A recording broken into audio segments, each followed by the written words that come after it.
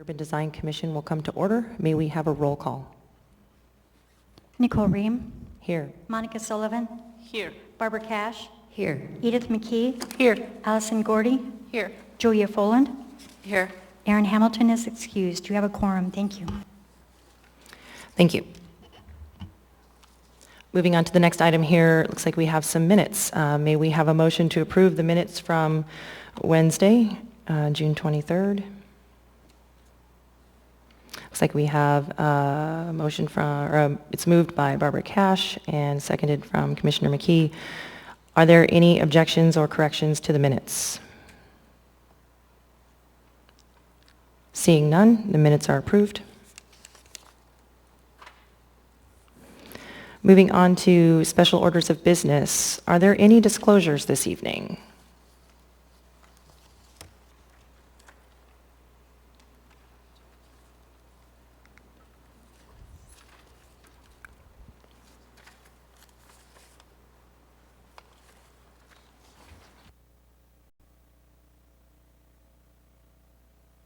Okay, it looks like Commissioner Foland would like to speak.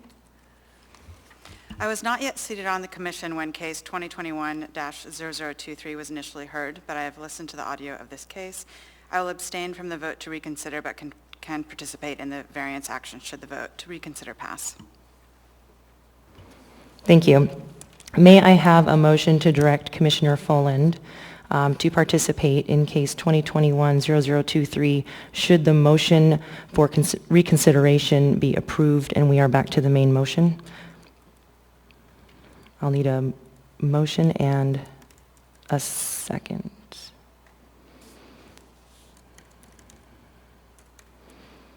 Come on, guys. Help me out. Moved by Commissioner Gordy. Can I get a second? Okay. Is there any, I don't think there's any objection unless someone has to say. Okay. Do we need to vote on this? We'll vote. We'll vote. We're going to vote. We'll be official. Ms. Sullivan? Ms. Cash? Yes. Ms. McKee? Yes. Ms. Gordy? Yes. Ms. Foland is abstaining. And Chair Ream? Yes. Are there any other disclosures this evening?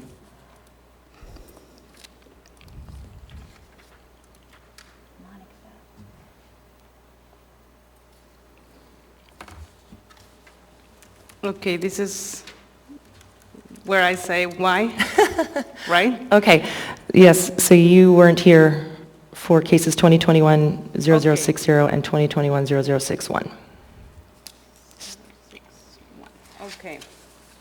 Yes, I was not present in case 2021-0060 and 2021-0061. And so you will not be voting on the consent agenda. No. May we have a motion to direct Commissioner Sullivan to participate in the resolutions for approval 2021-005, 2021-006, related cases 2021-0060 and 2021-0061. We have it's so moved by Commissioner Gordy and seconded by Commissioner McKee. May we have a vote? Ms. Cash? No. Ms. McKee? No. Ms. Gordy? No. Ms. Foland? No. And Ms. Sullivan has abstained. Thank you. Oh, I got it. That's right. You're good.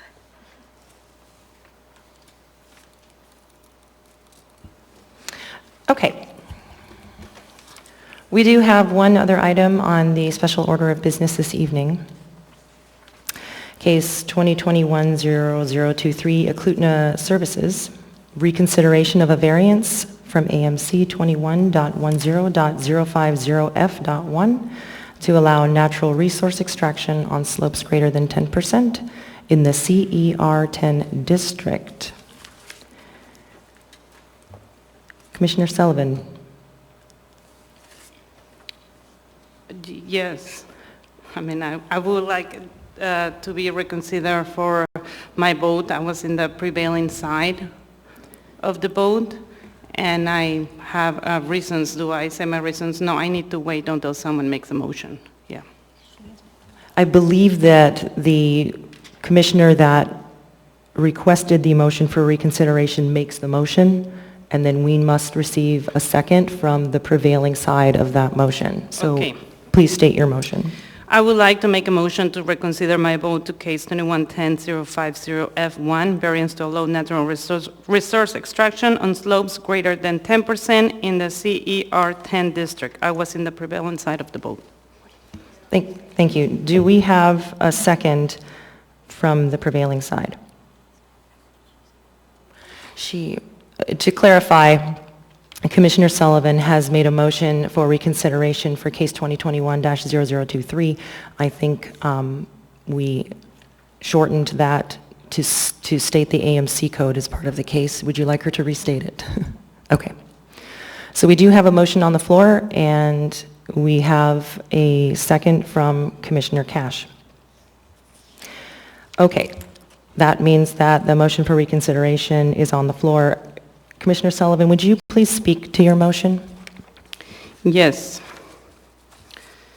Okay, I went home that night and I just couldn't sleep because if something happens, you know, we are subject to emergencies in Alaska, and I think we need access to that quarry. So the lots are in a low-density residential alpine slope, and it's not very feasible to do residential. I mean, there's, in all the document that we read, it says that if you do residential, you'll end with septic systems, and if you end with them, you know, the gray water is not going to percolate into the bedrock, and, you know, that's going to create more problems because that's going to really create issues to the neighbors' wells. I did listen to all what the neighbors had to say, and it was very emotional. So I feel that I went with the emotions to protect the community. So Rock Alaska Quarry, Stockton Quarry, and Rock Alaska, all are in the same area. They all are natural resource extraction sites and have slopes greater than 10%. So the 10% rule came in the new Title 21 recently, I think 2013, and that rule was not part of the old Title 21. It's a new rule to the area. We don't have a rule like that for natural extraction material in Anchorage. I don't believe there's a technical reason of why that rule is in the code. It's bedrock. We're not going to have slides. And also, we're here to approve a variance to allow for a CUP process. We are not here to allow for the natural extraction. So I think with emotions, I believe we just took a decision without trusting our process and the right authorities. So that's why I want us to reconsider the motion. Thank you. Thank you. Commissioner Cash, would you like to speak to your second?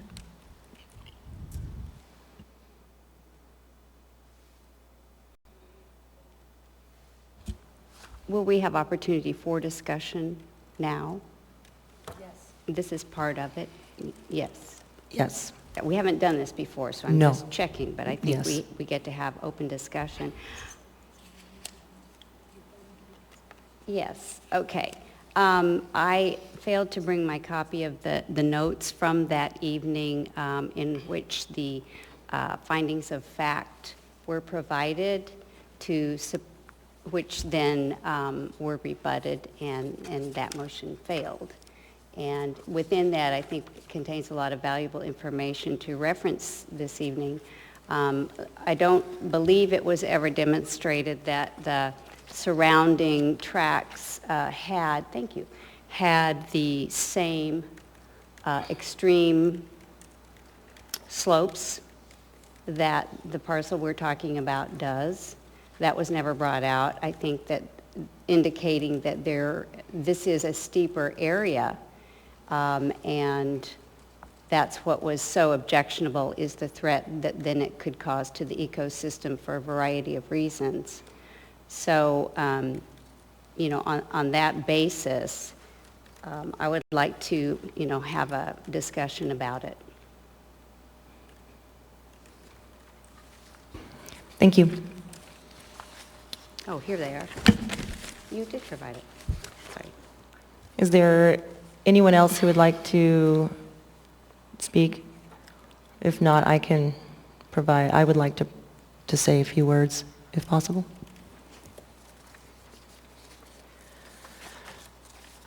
So I think, to sort of reiterate what Commissioner Sullivan has said, I'm going to read directly from the staff packet. Several things that are findings of fact. So one very big thing to note. If this variance is approved, the applicant would still need approval of a conditional use by the Planning and Zoning Commission before the driveway or any natural resource extraction is allowed. The conditional use application is going to be rigorous. It's going to require a site plan. It's going to require a need to address the environmental concerns, water quality, noise, and buffering from residential lots. Title 21 does not place slope limits on natural resource extraction in Anchorage, Bowl, or Turnagain Arm, including Girdwood, nor anywhere else in Eagle River. And it is notable, to reiterate what Commissioner Sullivan said, that the Rock Alaska Quarry and two other adjacent quarries, Moosehorn Quarry and Skookum Quarry, all have slopes greater than 10%.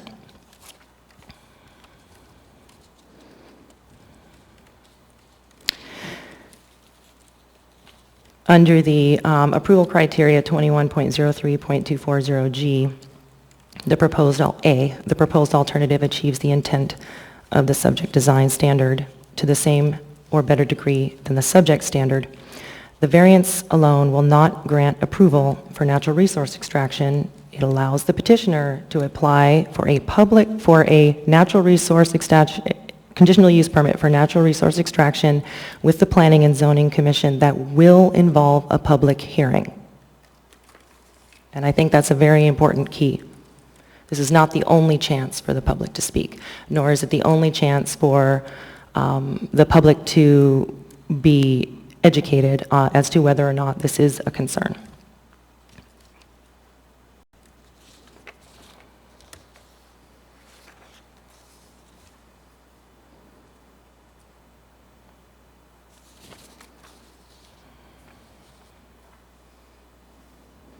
Bear with me.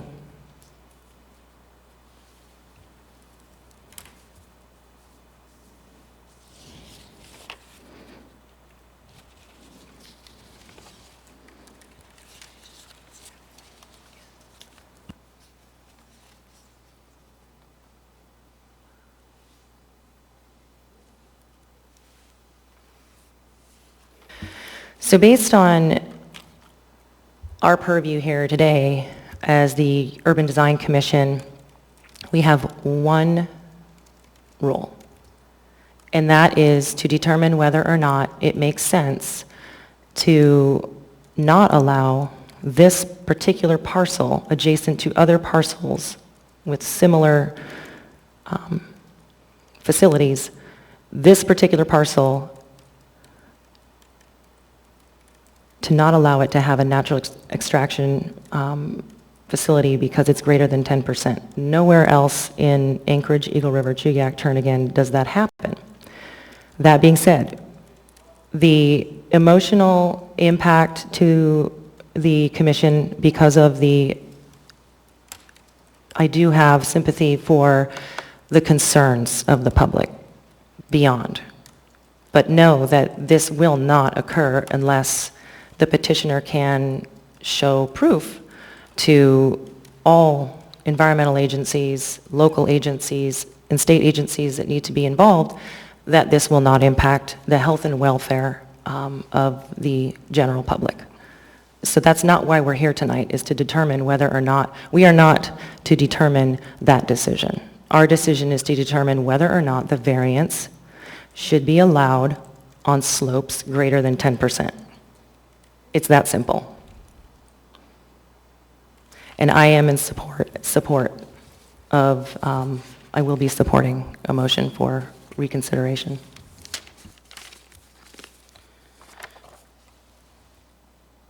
So I just want to say the requirements for slope to be less than 10% for natural resource extraction in Eagle River are just to prevent slides. I think the petitioner is going to have to prove that that's not going to happen, and also I don't think it was considered that it's bedrock, that area.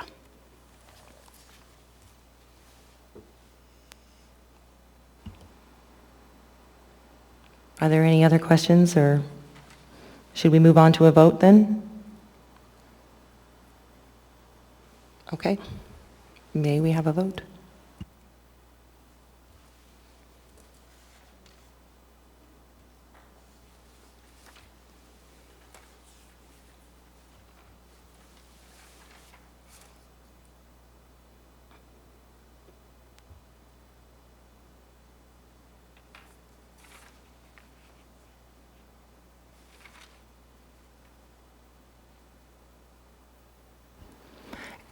The motion passes. We have a vote of 5 to 1.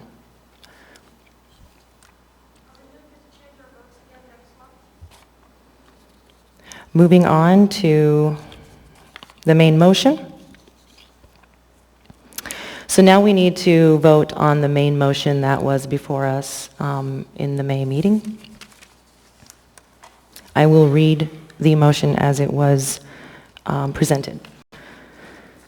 Commissioner Morse moved in case 2021-0023 to approve a variance from AMC 21.10.050 to allow a natural resource extraction on slopes greater than 10% in the CER 10 district, subject to conditions 1 through 4 shown on page 6 of the staff report, with staff's edit to condition 4 to extend the sunset date to May 26, 2036.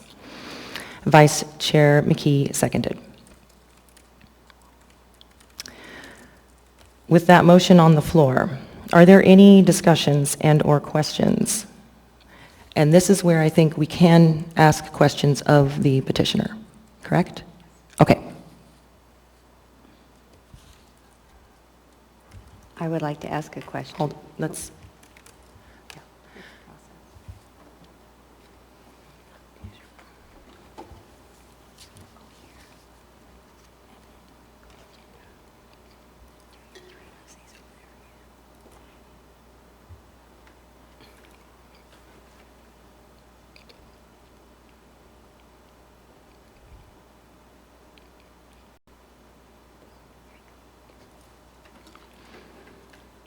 Okay.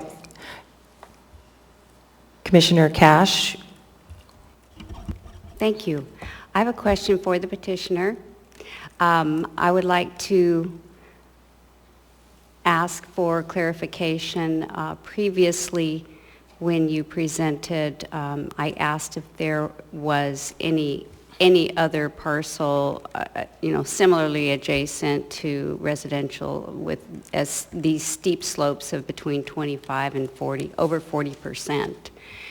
And I believe you said that there were not, leaving me to understand that there isn't this condition occurring with such steep slopes directly adjacent to residences with groundwater concerns and all of those. So can you please clarify that for me? Go. Hi, my name is Laquita Chmielowski, Chmielowski, with Dowell, and I'm here tonight representing the petitioner Aklutna. And to answer your question, this is the only rock quarry within this area, so the slopes are I'm not aware of any other rock quarry for bedrock, like hard rock source, where it's adjacent to residential. We do have other material sources that have natural resource extraction that are near residential, like the Eklutna's gravel site that's adjacent to the Powder Ridge development. So natural resource extraction does occur near other residential locations, but I'm not aware of one that has the steeper slopes. Thank you, Ms. Kimolowski. You're So, welcome. so my understanding was correct and remains that this is a bit of an anomaly in regards to any other precedent for this type. Only in the sense that we have limited hard rock sources in this area that have that this is the area that's already has hard rock quarries operating. So it's just a limited resource within the municipality. My concern once again, was the steepness of the slope exceeding 40%, for example. And that to me makes a difference. Sure. So the adjacent rock quarries do have slopes that are similar to what is on this parcel, so 10 up to 40%. And there is natural resource extraction that occurs on those sites. Okay. And they are similarly located So to yeah, the Rock residential. Alaska, Skookum, and... To the residential Yeah, they're area. all together. Thank you. Ms. Cash, I'd just like to note that within... Please state your name and spell. My name is Tim Potter with Dow Engineers, speaking on behalf of Eklutna as well. It's important to note that natural resource extraction has several different categories that aren't spelled out very well in our code. So everything is lumped in. And when the discussions were being held with the rewrite of Title 21, there were a lot of discussions about steep slopes and excavations for even roads and foundations and creating flatter lots in the South Anchorage hillside area because there were a lot of erosion problems from storm drainage and a lack of planning. So that created some rules that were put into place to protect that and limit the amount of cuts. What probably should have happened when Title 21 was redone is that they probably should have taken natural resource extraction and had organic materials. So when someone digs out peat from a peat bog to replace it with sand and gravel so they can develop, that is actually a natural resource extraction as well, and usually on pretty flat ground. They also should have said aggregate material, which would be like sand and gravel, like the Sandlink gravel pits, Eklutna's property, the South Anchorage Cemetery that had a second phase of development that was done as a natural resource extraction first.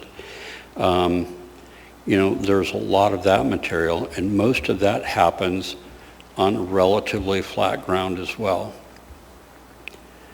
Contrary to that, in the way that the gravel and the peat is laid down, rock quarries, and especially hard rock material, has not been eroded off because it's so hard. And in the way that it's created with a more of a volcanic component, it stands typically steeper and is found in those steeper locations. And the properties right next to this are historically from the 50s hard rock quarry sites. And this material that is very, very hard and is what DOT and the city are now putting into their specs for road reconstruction and highway use and ice protection at the port. And the last major amount of material that was taken out of Rock, Alaska was for the Port of Alaska for some very huge boulders that would give protection against the tides and the ice smashing into that protective surface. So it would create a protective longevity. So it is a special rock, and The only location that I know in south central Alaska that is a semi-at-grade excavation or quarrying of hard rock material was a piece that's next to the tsunami warning system in Palmer. And it's on a ridge up above to the west of the highway. But when it was excavated as a whole into the area. And that's not producing any material anymore. But that is the only quarry that I'm aware of from Curry on the Susitna River all the way down to Kenai of a hard rock quarry material being basically dug from grade, because it always happens in a very vertical condition. So it is, and there probably should have been better definition given to the different types of natural resource extraction or fill so that that could be taken into consideration, because most sand and gravel is alluvial, and the hard rock material has had some volcanic component, so that it's basically melted all that rock and made it extremely hard. So there are several different locations in that general area.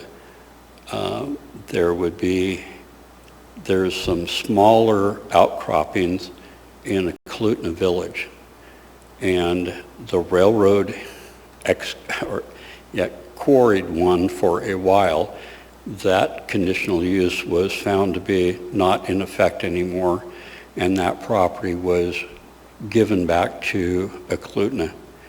Wells Fargo had a portion of one of those rock outcroppings, and they transferred it for cultural reasons back to Eklutna, because Eklutna effectively means the objects by the river. So they have a very cultural component to them being there for the village. This area has been quarried for this kind of material for 50 to 70 years and was there before most of the people have subdivided and located in that area. And from a use standpoint, R10 is steep hillside residential, which is fairly low density.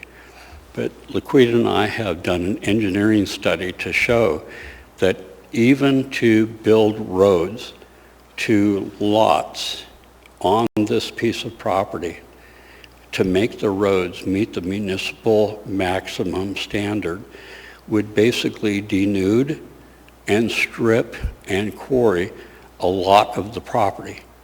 But you could do that as a residential subdivision, but to actually do a rock quarry, you can't do that in a 10% area.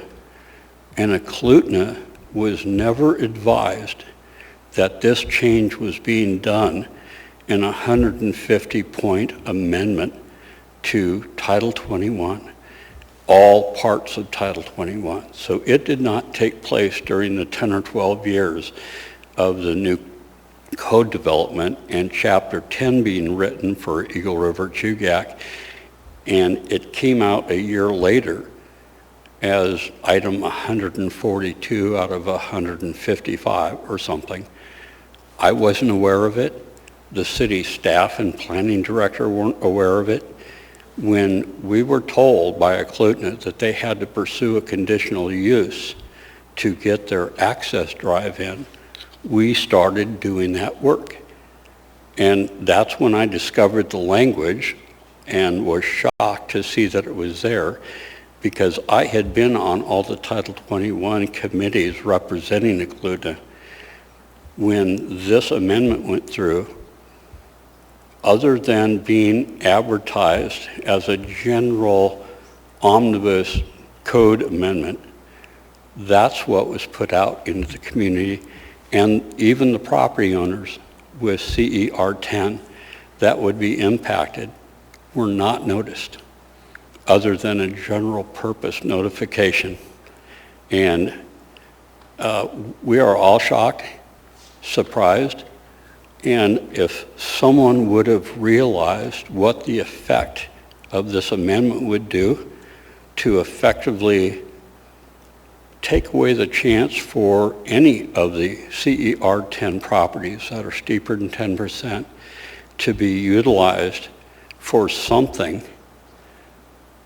they would have discovered that even doing residential would totally destroy the hillside, and quarrying would go through a conditional use where there's very specific reviews. We understand that after doing all the important work, that the answer may be no. And it's difficult to be here knowing that this amendment went through and with no accounting for the quarries that have been there for 60, 70 years, that the next piece of property that Eklutna got through the Native Claims Settlement Act as part of what was returned to them, that they can't use this. And it's, I mean, if someone came to me and asked me, based on my 40 or 50 years of doing this, to do a residential subdivision there, I would not do it. And I would tell them not to do it because it will be a disaster. And a reasonable use of the area is to look, do the geology work, look at the hydrology, do the phasing plan and the mining plan, make sure that you've got your drainage going the correct way and you're not impacting the wells in the area, because yes, there are lots with dry wells that have been drilled and they haven't been developed. There's a couple of people that collect surface water from a stream, and that can be protected to make sure. They'll have problems when they go to sell their house in the future. They'll either have to do a full cash deal or they'll have to carry the paper, because traditional financing services won't do it without a proven amount of water in a well at a quality and capacity to serve their future needs. So we aren't worried about going through the work and doing the test to determine if and how this can be done and be done right. And it's really the only piece of property that has direct access to the old Glen Highway and doesn't require going through a residential area. Thank you, Mr. Potter. Thanks. Thank you, Ms. Kimolowski.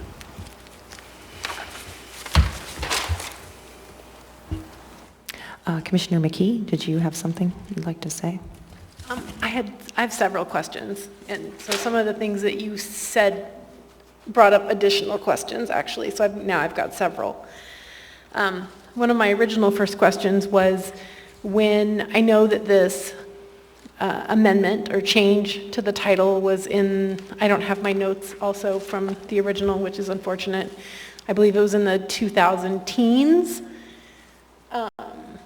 And so my question is, when did Eklutna acquire this land? Was it before or after that? They've had that land well before any code changes were made. Okay, thank you.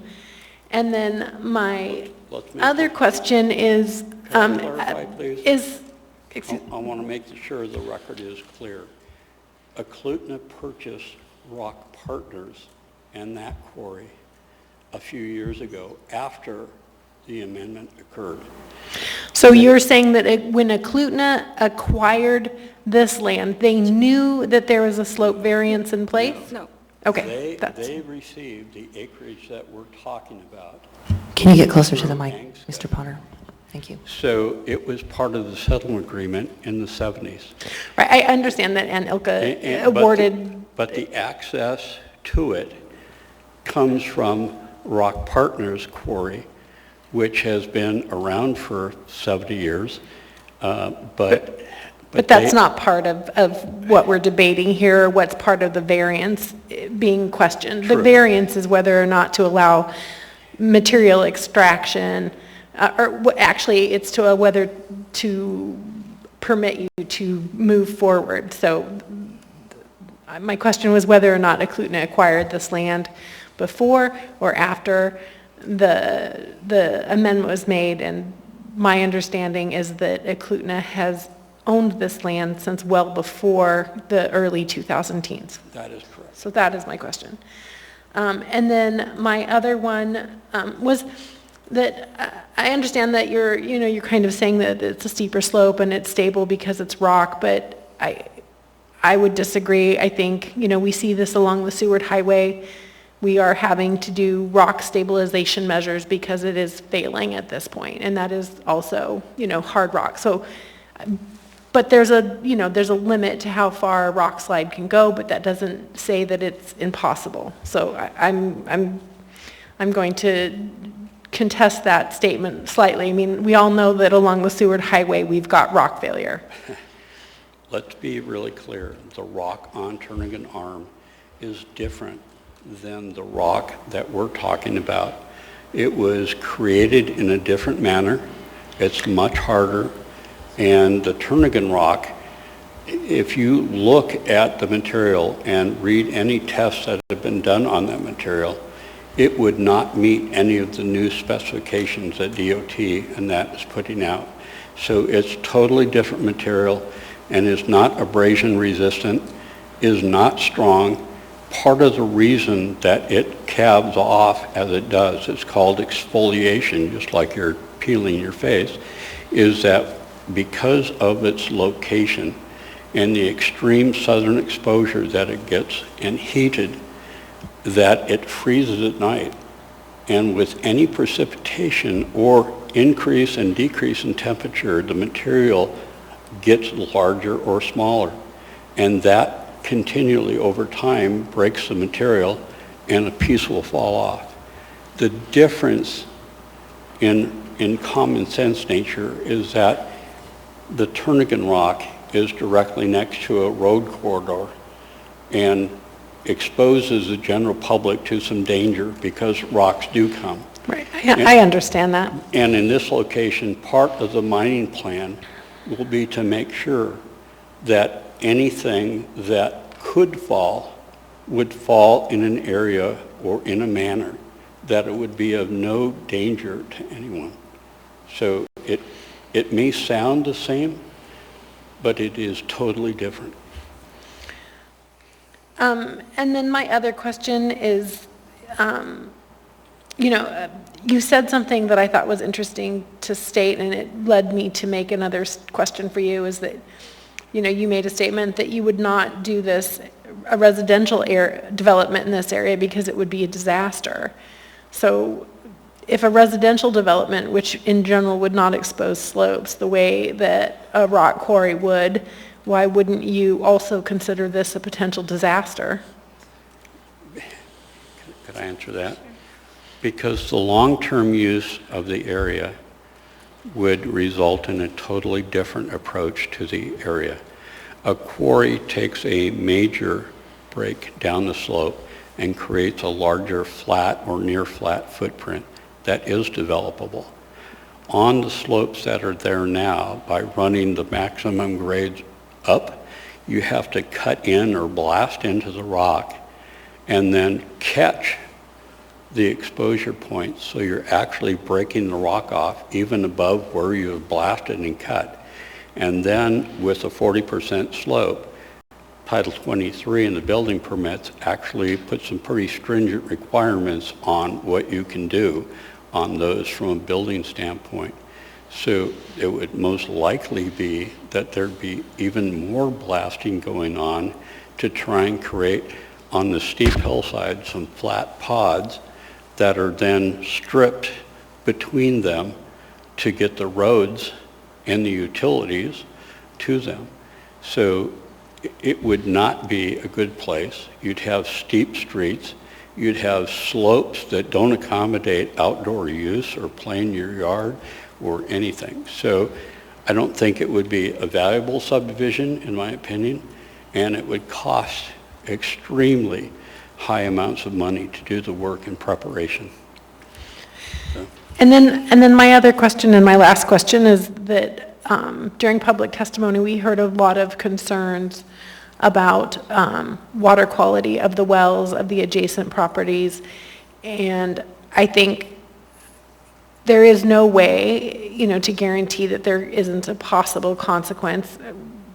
History has proven itself over and over and again, and to assume that there isn't any potential for a possible consequence is impossible. I do understand that the CUP process is where that is explored in depth, but I am curious, to what regard Klutna Inc. has worked with the residents in the area to maybe establish existing water quality and what their plan of action would be should the extraction process contaminate or eliminate people's groundwater.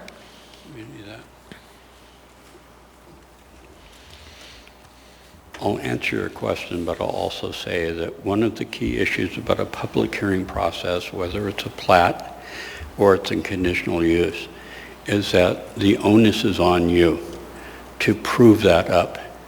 And in a situation like this, Heritage Estates subdivision in Eagle River, which was on a steeper hillside, steeper than 10%, was done. The adjacent properties who did not have public water to them were worried about their wells. So we negotiated a way that if someone below them had problem with their current well, there'd be an examination done to figure out what went wrong. Did the pump go bad? Did something else happen?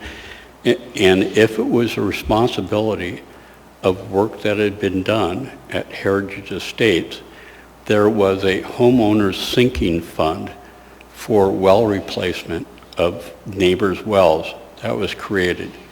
And we'd like to get to the conditional use process where it's appropriate to talk about these issues and determine that these are the protections that will be put in place.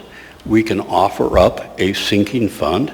So with every ton of rock that goes out, there's an initial placement of money in this account.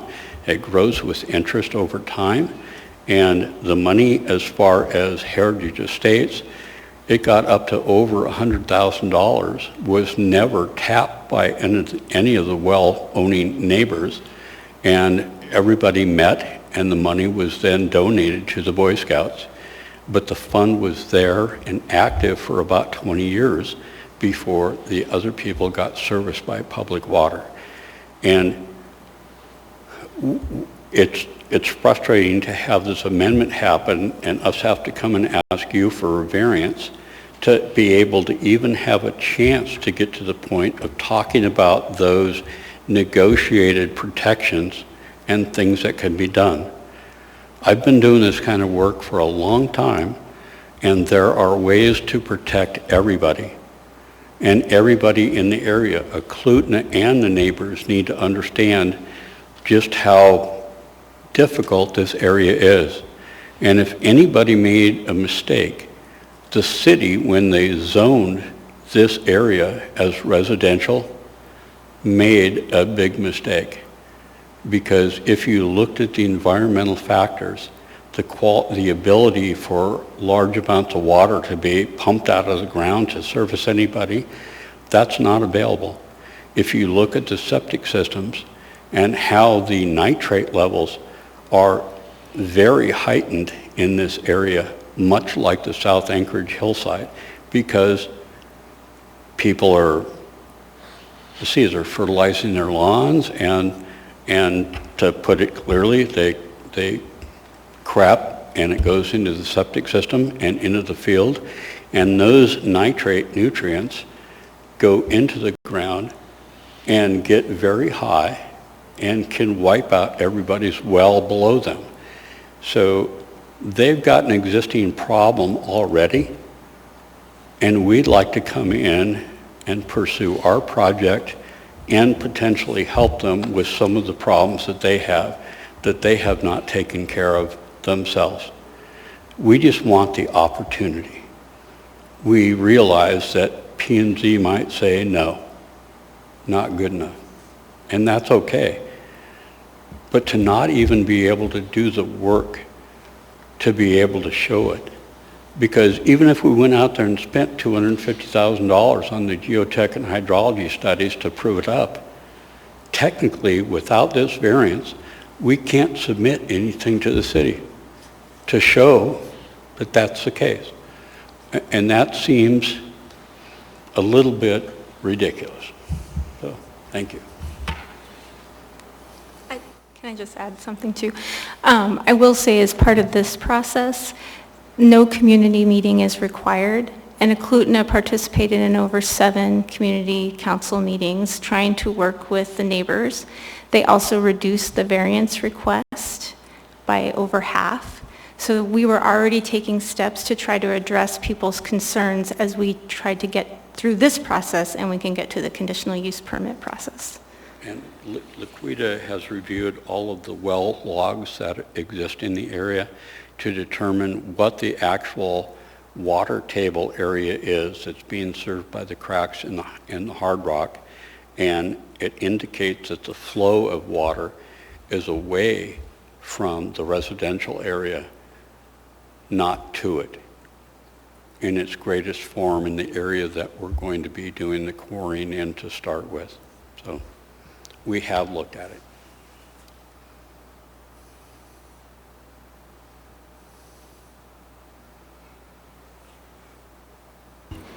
Thank you.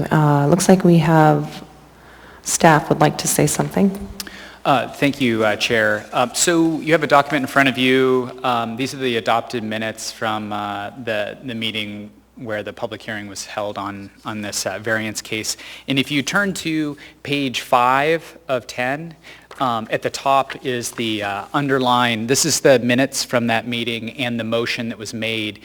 And I wanted to point out that the motion, condition 4 was to extend the sunset date to May 26, 2036. So that is to say that from the initial staff report and the recommendation that there be a sunset date on the granting this variance, the motion was to 2036. So just to make everyone aware of that.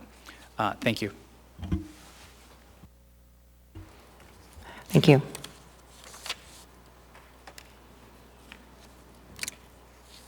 So if there are no other questions, Commissioner Cash, go ahead.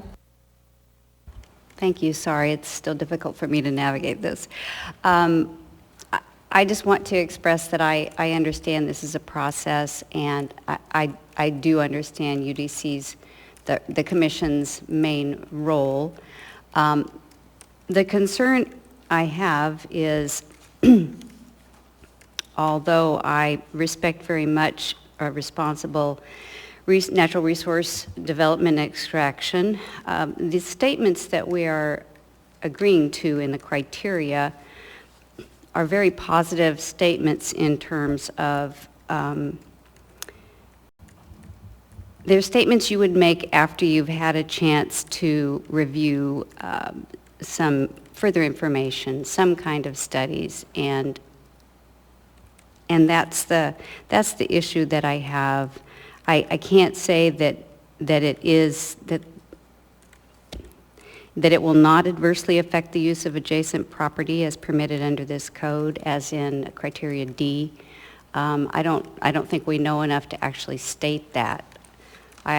And so that's an example of the reasons that I'm hesitating so much, because although it is a process, it's also us committing to statements that we don't have enough information to really commit.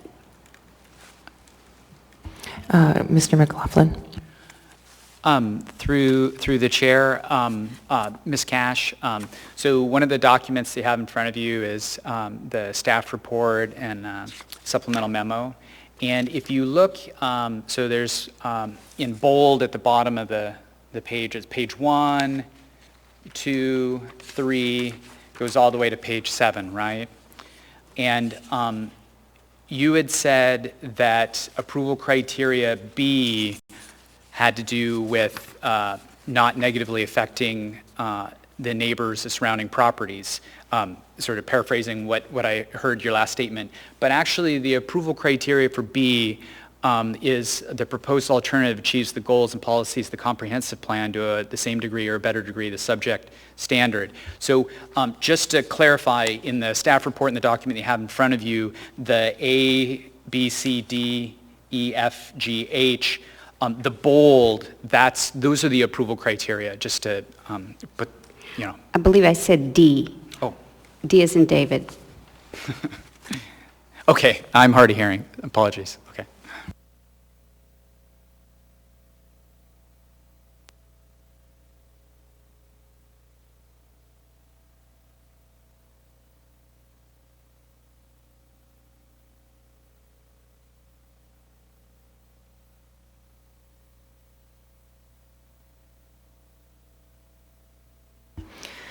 Okay, if there's no other discussion for the petitioner or by the commission,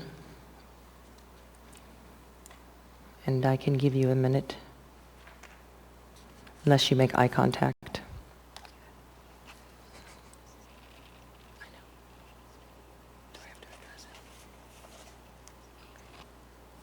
Oh, I'm so sorry, I didn't see your hand up there. There's no public hearing, so you're not able to speak this evening. You will have the opportunity to speak if this motion passes this evening when they are seen before P&Z. My apologies, I know. You may turn on your mic. So I have the same kind of line of questioning as Commissioner Cash for number G. The variance, if granted, does not adversely affect the health, safety, and welfare of the people of the municipality. The standard is met. I don't feel like we have enough information to say that. Is that? Can I ask staff a question? So I think the literal interpretation of what we're doing this evening is that granting the variance for them to go further into study is what we're approving. That's granting the variance does not affect the health and welfare. What they will have to prove is that the conditional use permit itself and the work that they're going to do in that permit also, in that definition. I believe that's, the variance itself is not, and I don't know if Through the chair, that's exactly right. Like if you were granting a variance for a certain type of fence that became dangerous to the neighbor, you'd be actually allowing them to go and build that fence, but that's not the case here. Got it. does that make sense? Yeah, I got it. Okay. Do you have a question? We are open for discussion here. So I'm actually a little bit confused about that too, right? Because if we're saying by granting the variance, there is a possibility of approval, and we disagree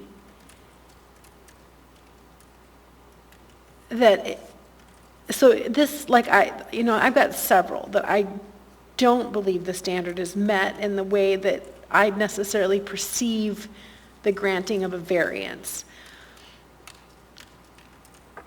The variance is the first step in being allowed to extract. And if you don't necessarily believe that the petitioner has presented enough evidence that the extraction doesn't necessarily jeopardize the health and safety of the adjacent landowners, then why would you grant a variance? Through the chair, Ms. McKee, thank you for the question. Yeah, I mean, this is a sort of a tricky situation because this particular zoning district is the only one in our code book and the hundreds of pages that has this requirement. What you should be looking at is pretty narrow. It's looking at the variance request and the approval criteria. And looking at this particular property, because you're not changing code, and this isn't at the macro level of all of Eagle River. It's for the area proposed for this request. They're asking for the ability to make application for a conditional use for natural resource extraction. There's a separate set of approval criteria for conditional uses where the information and studies on the geology and hydrology and those are all required to be provided. Okay, thank you. Because I guess I still a little bit struggle with the concept that when we typically grant a variance, it is for the thing, not a variance to what is essentially a variance. Okay. I think that was well said.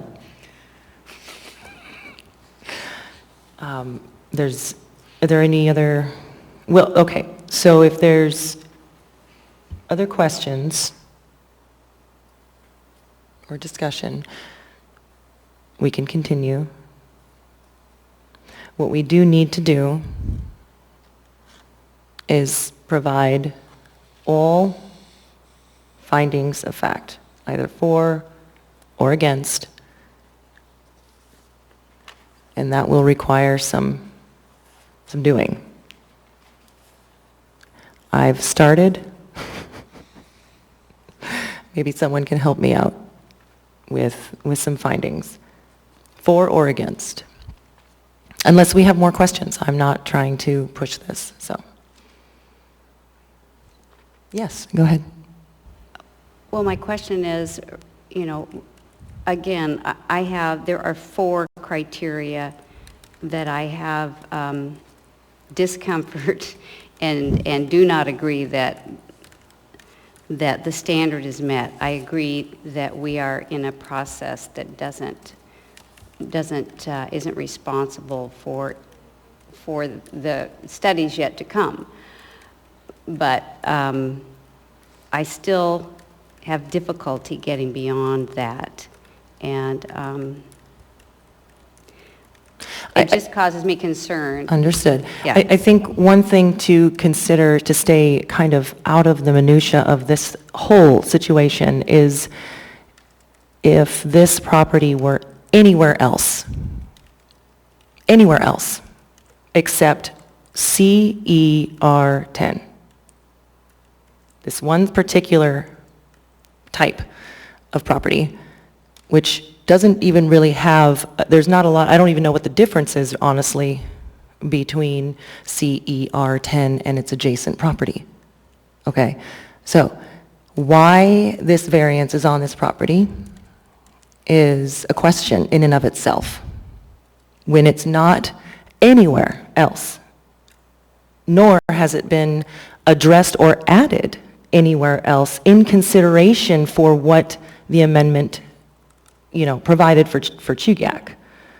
You know, if this particular piece of land is in and of itself in a bubble outside of everyone else's regulations and what they can do. So I understand the concerns of constructing a rock quarry on slopes greater than 10% and up to 40%. But next door to this quarry, it can be done, and they wouldn't be here. So it's just a strange code, right?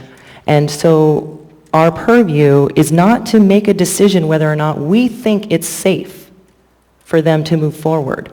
Our purview is to vote on a variance, period, to allow them to move forward. And I think we're getting lost in the health and welfare of the public. There's going to be a significant process for them to prove that this is actually doable. However, it's being done everywhere else. So to limit to this property, I have an issue with that. Is there a way to find out why this particular parcel was restricted in the first place? I mean, because they obviously went through some sort of public process at some point in time that allowed them to put this restriction in place. And I struggle with the possibility of us undoing something simply because we don't know. That was described, and I don't recall if that was in the application or if that was in the staff packet or both. But I believe it was a committee developed that came together. I'm not going to speak any further on it, but I don't know if, yeah, Mr. McLaughlin, if you can help me.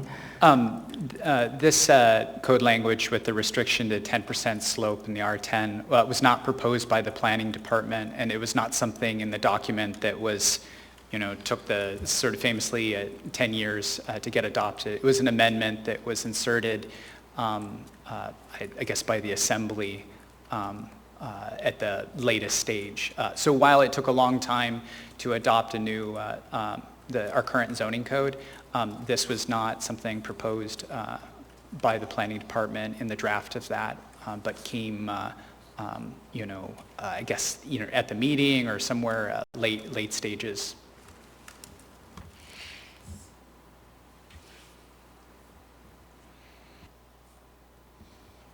May I speak?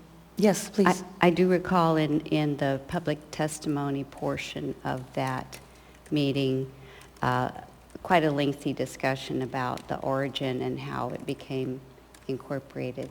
And my impression is that was stimulated by the landowners. It was a committee that was formed, right, and presented this code amendment to the Assembly. And it was a committee of residents or public members. It was not a governmental agency, is my recall, right?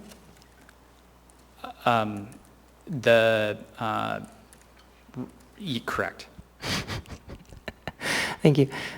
Commissioner Cash, I'm sorry. I think we're all free to speak here until we're ready to make findings and move forward. So if there's anything anyone else wants to add?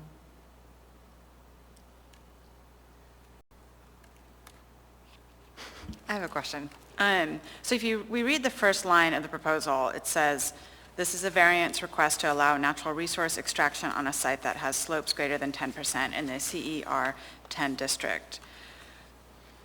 So if that's, I mean, I can read all of the rest, obviously, but I feel like I'm having conflicting issues of what we're supposed to be saying, because I don't feel like we have enough information to say, yes, we are going to approve a variance to allow natural resource extraction. I feel like we're being asked to allow this to go to the next step to research whether or not that is possible. Yes. That's what we're being asked, is a second, right? Yes, yes. Okay. But that's not what the first sentence of the proposal says. I realize that. It does say variance to allow, but yeah. It's the statement in it of itself inherently speaks, we're allowing natural resource extraction if we approve it. And that's not the case. I mean, can this be modified, right? Because the proposal just doesn't. However, actually, sorry, so if this was a permitted, if somebody wanted to do a natural resource extraction on, say, CE 13, I'm sure that's something wrong, but on I'm looking at the surrounding zoning. This is a question for you, Mr. McLaughlin. If they wanted to do that, they would still have to go through the conditional use permit process. Is that right? That's correct. Page 6 of the staff report says the department's recommendation for approval of the variance from this section of code to allow natural resource extraction on slopes greater than 10% in the CE R10 district. So this is just sort of standard language. It's best to quote back exactly what the use-specific standard is. But to answer your question and to clarify that, our zoning code on page 10-56, so in chapter 10, this is the table of allowed uses, and natural resource extraction in the CER 10 requires a conditional use permit. They have not made application for conditional use. We won't accept that application until this use-specific standard that only exists for this one particular zoning district. If the variance were granted, they'd be permitted to make application for a conditional use. Thank you.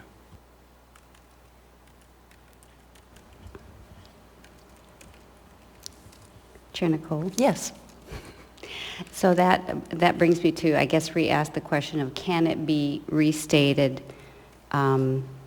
Because literally, it's true, it says we're allowing natural resource extraction, even though we know that it has to be through application and CUP for more studies. But is that possible to reword? Point of information, yes, absolutely. So page 6 of the staff report says the department recommends approval of the variance from AMC, Anchorage Municipal Code, Title 21, Chapter 10, Section 050F1. That's all it needs to say. That's all the motion. It's granting a variance from a regulation. Staff goes forward to write, a little bit about what that regulation says so that it doesn't look like just a bunch of numbers that you're approving. But yeah, you could strike all of the wording beyond that.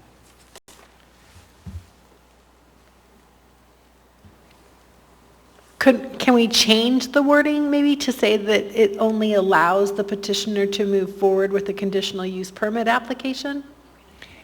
As long as it says variance from that AMC 2110-050F1, that's all that, that's what the request is by the applicant and what the commission is approving or denying.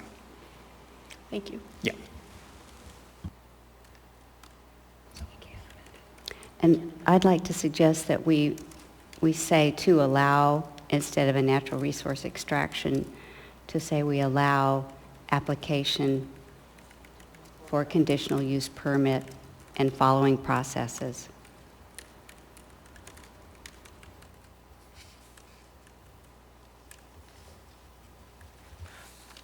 To allow application for conditional use permit, I'm sorry, what was after that? I said, and following applications, I think. Is that what I said? Not applications. Processes. Thank you. And And are we, probably go ahead and elaborate on that. are we keeping the last section of that, or are we deleting the last part of that sentence? No, I haven't got that far. Okay, I'm sorry. I'll let you, yeah.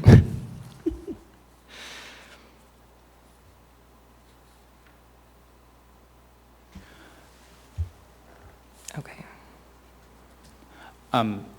Chair Ream, I believe that the commissioner who made the motion has to accept the word change in the motion. Can we also strike number? Let's clarify something really quick. Okay, sorry. Through the chair, you can amend the motion. Do we have to?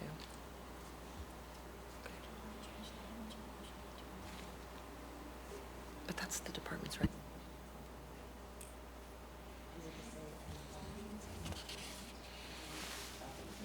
Yeah. Okay, so essentially, the motion says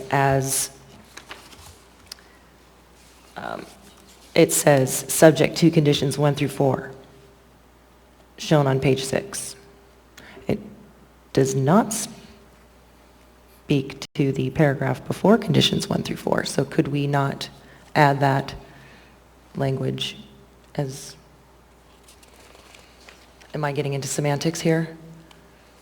But it says conditions 1 through 4 and 4 is modified, but it does not speak to the paragraph before.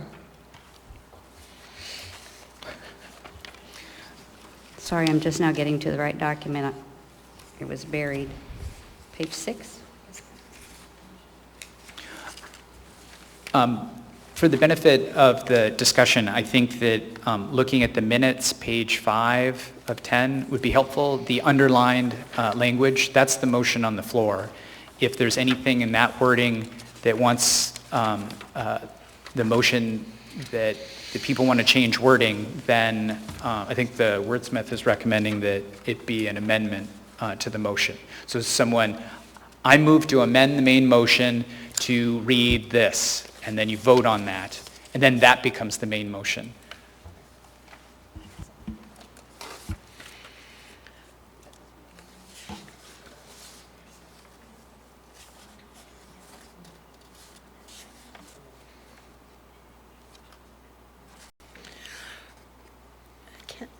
Can we also strike item 4? Because I also think it speaks to us allowing. It says, if a conditional use permit is approved for natural resource extraction, the variance will be limited to the footprint of the operational site plan approved by planning and zoning. I think that's also, like, why would we include that? Mr. McLaughlin may be able to answer this better, but I think it's more like kind of how we have, when plans come before us, and we say in the recommendations that the petitioner shall not change this footprint, these plans. So as submitted, so what we see today is approved based on what we see today. You can't change that. They couldn't come to us and say, oh, sure, we're going to reduce it to that smaller section, and then later go back to the larger section, which is, so like right here, condition 4 has been modified as they've reduced their area in their supplemental memo to the north section only, if you recall. Anyway, so I don't think it's necessary to remove that. Okay. It's just, I want us to be really clear that all we're granting a variance to is the variance.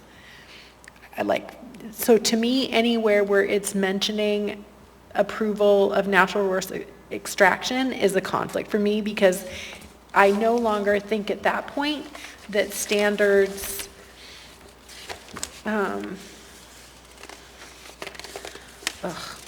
sorry. I think this statement is just saying the footprint was shown to us for the variance is the footprint that will be provided and approved upon by planning and zoning. So I don't think that we are approving the natural resource extraction. It's just that we are saying you will not change. Right, so what you're I doing. think I would like it to just kind of say, the variance will be limited to the footprint of the operational site plan approved by planning and zoning. I don't know. I struggle, because I feel like anywhere where we mention Madam Chair, that we're speaking. Madam Chair, I have the answer to that. So, Yep. Condition of approval number 4 was replaced. Let me read to you the replacement. Okay. Okay. So on the front page, there's a really short memo. Right here. So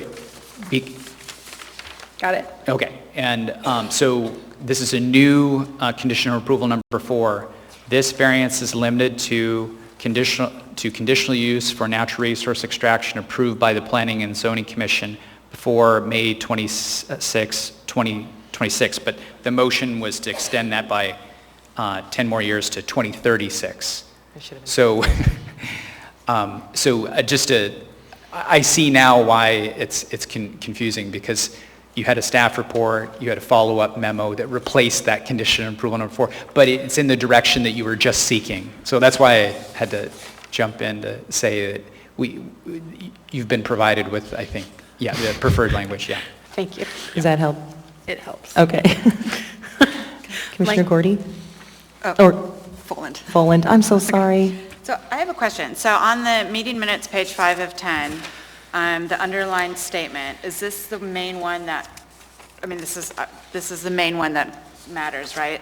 The AMC 2110-050 F1 to allow a natural resource extraction on slopes greater than 10% in our district, right? So is that the sentence we need to change if we have an issue with it? Yeah. Okay, so that's easy. So it's more like we would allow the ability to explore natural. We're just granting a variance that allows them to move forward to the Planning and Zoning Commission to apply for a conditional use permit. Yeah. Mm-hmm.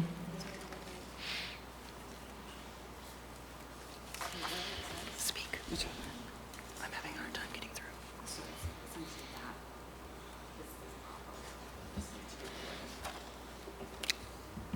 I'm getting lost in where we're going with this, because the motion on the floor, which may be amended to revise the department recommendation paragraph statement, but the motion on the floor is for approval of conditions 1 through 4, which are already stated, and as modified by condition 4 as modified. So I think all of our bases are covered on the conditions of approval. I think we're editing the request. It's just the first half of the So you're sentence. saying that, are we back to the motion? No. So, It's this one. Moved in case to approve a variance to allow a natural resource extraction on slopes greater than 10% in the district, subject to conditions 1 through 4. So this will just say, moved in case to approve a variance to allow petitioner to, right, and I think that's part of the motion, the amended motion, right? So what we need to do is come up with an amended motion that everyone wants to vote on. And Yep. so I think Commissioner Cash was going one way. I think we need to make sure that we're all on the same page. I think we're getting into the weeds here. I was just trying to say that I think that we state over and over again, and we will find it in the findings, that in the department's recommendations, they state that only if a conditional use permit is provided, you know. So we'll do whatever we need to do to get through this. But if someone wants to make a statement and we can all agree on it, so far I've had 2. But if we go with Commissioner Foland, I'm hearing the amended motion would be Commissioner Morse moved in case 2021-0023 to approve a variance, okay, my apologies, 1 second, I'm behind. The motion on the floor is to approve case 2021-0023 for a variance from AMC 21-10050F1 to, help me.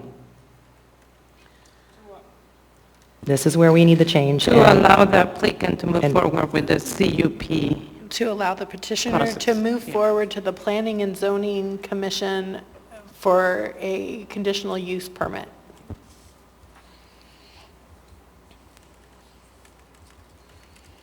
I guess, to apply to the Planning and Zoning Commission for a conditional use permit.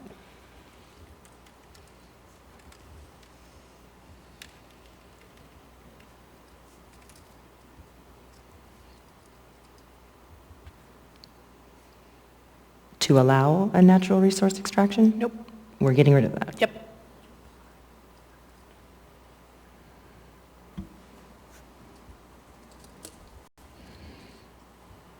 Not to muddy the waters more, but do we need to state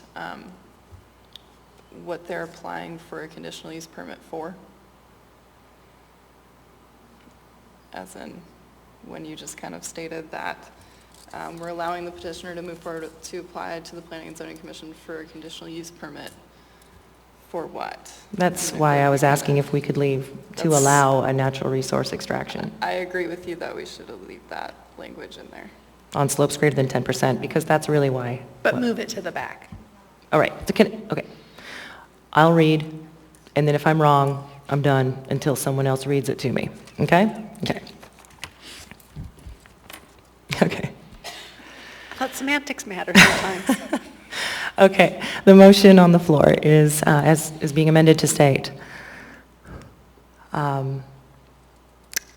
case 2021-0023 to approve variance from AMC 21-10-050F1 to allow the petitioner to apply to the Planning and Zoning Commission for a conditional use permit to allow a natural resource extraction on slopes greater than 10% in the CER10 district, subject to conditions 1 through 4, shown on page 6 of the staff report, with staff's edit to condition 4 to extend the sunset date to May 26, 2036.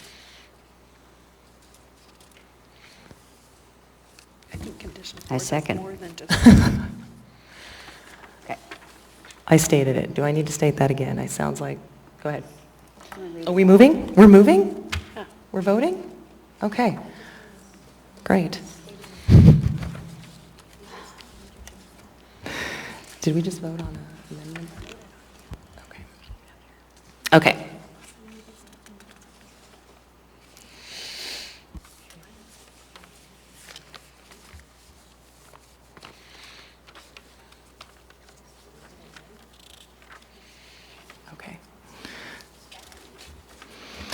Okay. The amended motion has been moved by Commissioner Gordy and seconded by Commissioner McKee. Commissioner Gordy, would you please restate the motion? Do we need to state the motion again, Commissioner McLaughlin? Can we move on? Thank you. Okay. So, Commissioner Gordy, would you please speak to your motion? Yes, and just give me 1 second while I get back to my list of findings. Just for my own clarification on this, do I walk through each finding and state what has been found in positive or negative? Depending... Based on the motion on the floor.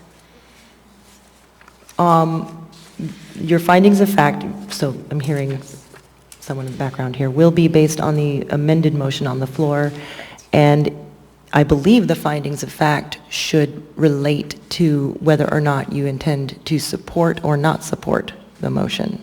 So you don't give both negative and positive, correct? You would give the positive findings of fact or the negative. Okay. Correct. So I am moving to support the motion and to walk through the findings. So A is always the proposed alternative achieves the intent of the subject design standard to the same or better degree than the subject standard. I find that that is true based on this amended motion. One moment, I'm getting a question here. Okay. So this is a process we don't do very often. My apologies, audience, for this struggle. So do the findings for this amendment apply to the main motion? Is that a question for Commissioner Gordy? Point of information. The motion to amend the main motion, all you need to do is say that you prefer this language because the point is that it's allowing for a future application to be made. After the vote on this motion, whether it is approved or fails, you'll have to vote on the main motion. Okay. Apologies for getting a little off track there. No, I appreciate that. Findings of fact are important. So now we have the motion on the floor, the amended motion, as shown on the screen above. May we have a vote?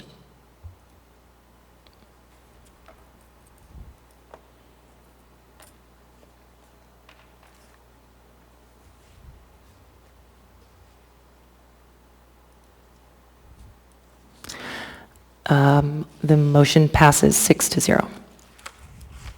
So now we are back to the main motion.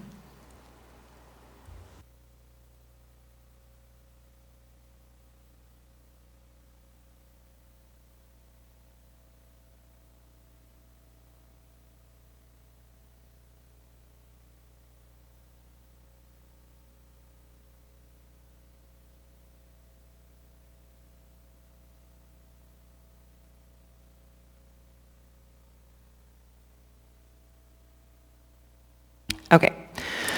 The main motion on the floor as amended, stated one more time, is to approve case 2021-0023, a variance from AMC 2110-050F1 to allow the petitioner to apply to the Planning and Zoning Commission for a conditional use permit to allow a natural resource extraction on slopes greater than 10% in the CER10 district, subject to conditions 1 through 4, shown on page 6 of the staff report, with staff's edit to condition 4 to extend the sunset date to May 26, 2036. May we have a vote? Or, I'm sorry, can we get a motion to approve?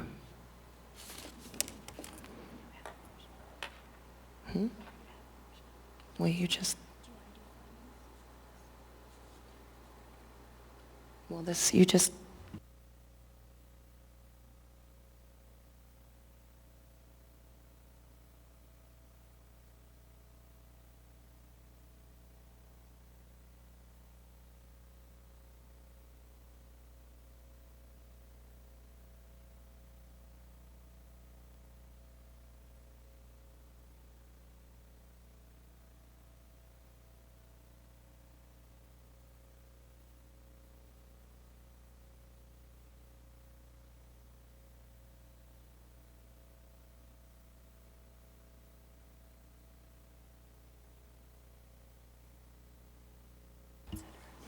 Okay, so I was seeing things flash on my screen and thought I was seeing something that I wasn't, apparently. So we need to go ahead and now address the findings. So I don't know if Commissioner Gordy, you want to start over on that for us? I can, if nobody else wants to.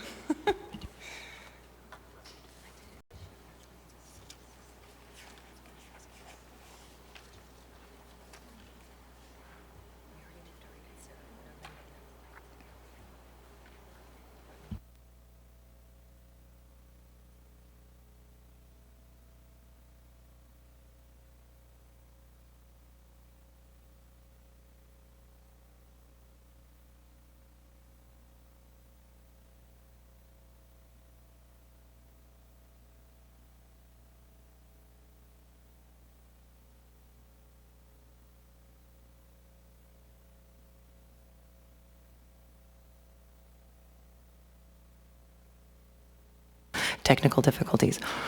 So I guess now the amended motion was approved, so we need to provide findings of fact for the main motion as amended.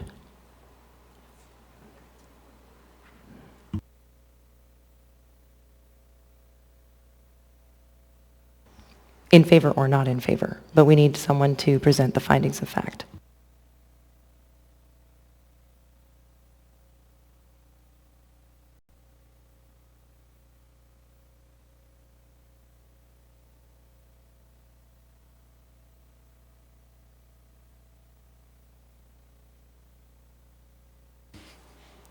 I'll speak to, in case 2021-0023,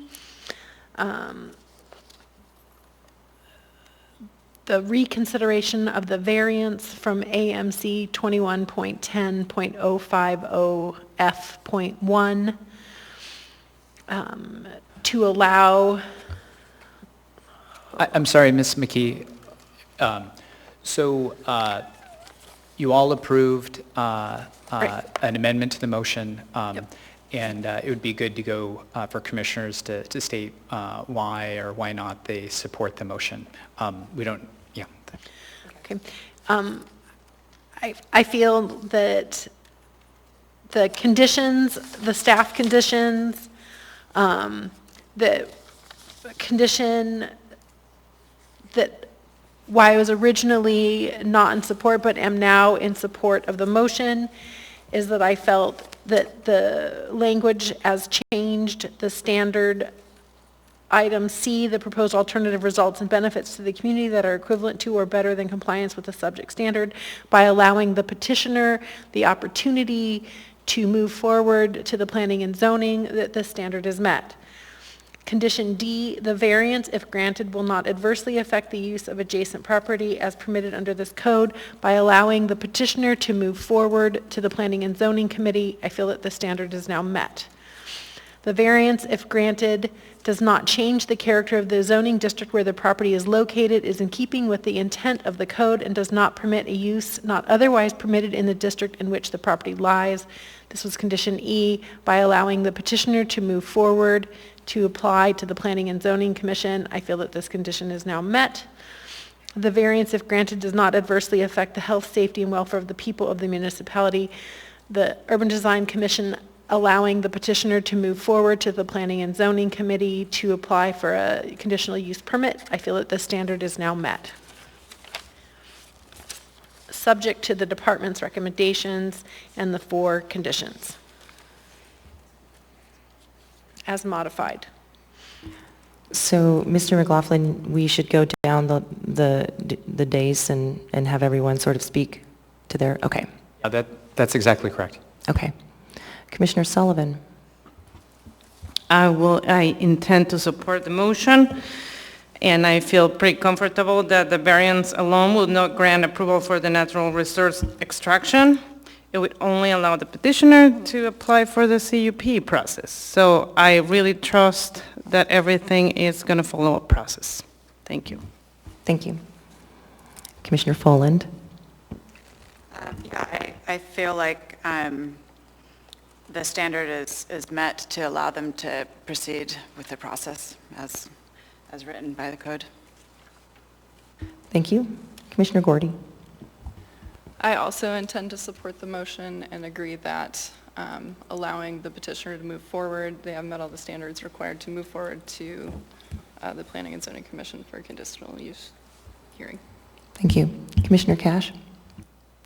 I will support the motion. I believe that there are protection measures built into the conditional use permitting process on behalf of the landowners, and that I will rely on that process to do its job and protect them as well.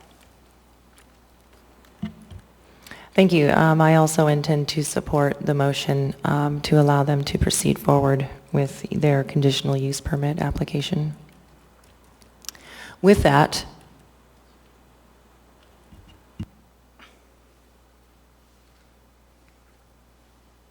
I believe we move on to a vote.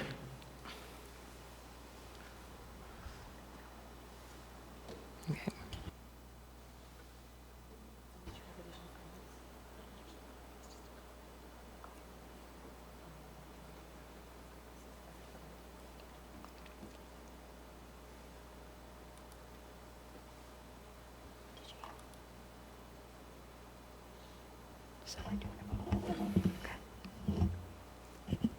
Ms. Sullivan? Yes. Ms. Cash? Yes. Ms. McKee? Yes. Ms. Gordy? Yes. Ms. Foland?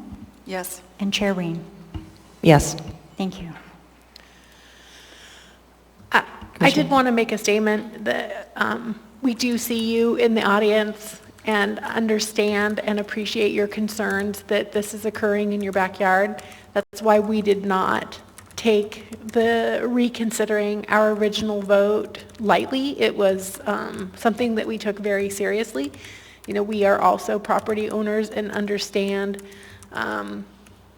your concerns that having this type of activity occur in your backyard could have very large implications for you.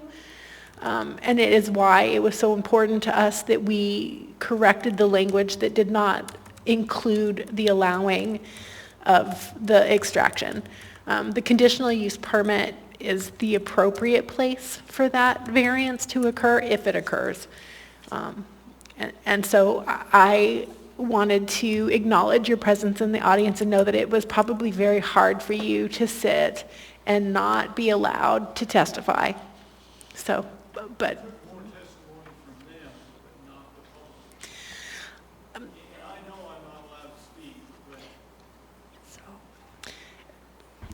Understood, and like Edith has said, we do understand your concerns, and you will be given the absolute opportunity to come back with the public hearing for the next phase. And yeah, so I don't think we aren't able to take your comments. We need to move on to the agenda, on the next item on our agenda. So thank you so much for coming this evening.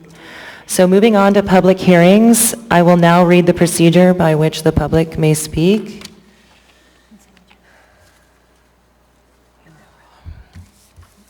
I'm getting flustered. Okay, moving on to the consent agenda. We've only made it that far. May we have a motion to approve the items on the consent agenda?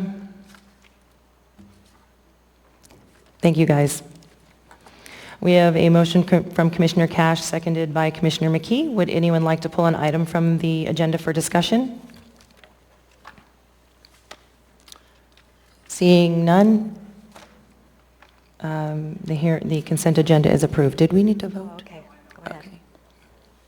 I'll fix it. I got her abstaining. No, I don't think so. Sorry. I don't like this technology. I prefer the old technology. That's on the record. Okay. Okay, now we're moving on to public hearings. So I will now read the procedure by which the public may speak to the Urban Design Commission. Okay. The Urban Design Commission meets the second and fourth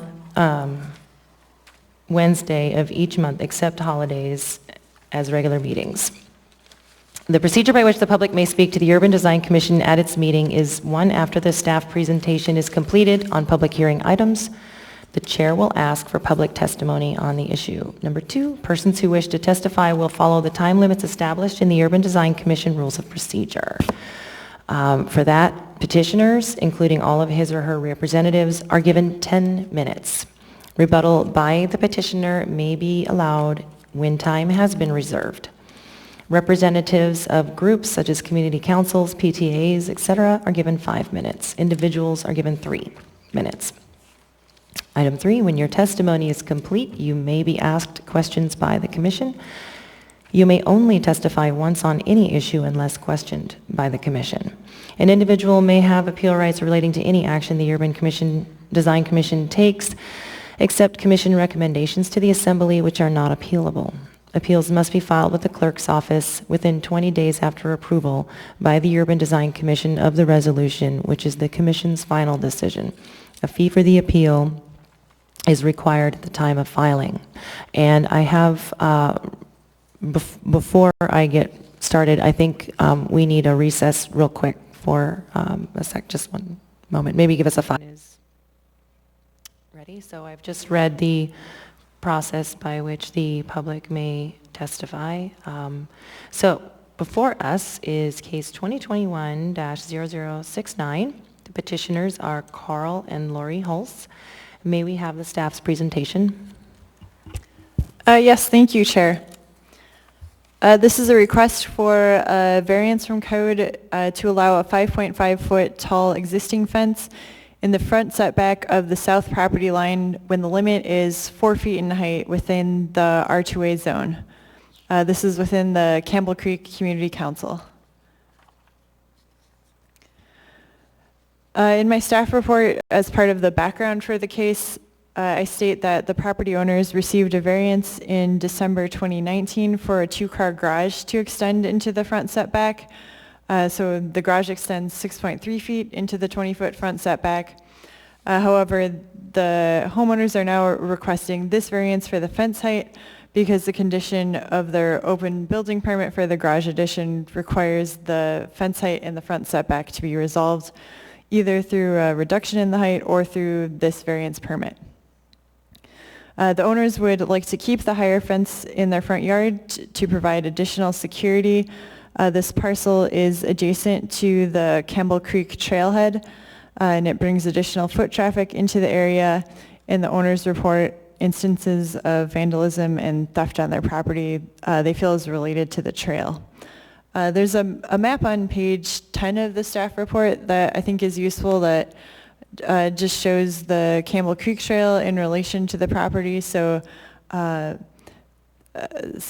East 48th Avenue comes to a dead end, and then there's a spur that leads to the Campbell Creek Trail, and then the Campbell Creek Trail snakes behind the north part of the property line, just for reference as I'm going through the staff report. The review by the Urban Design Commission for this request is only to determine if a design variance should be granted for the fence height.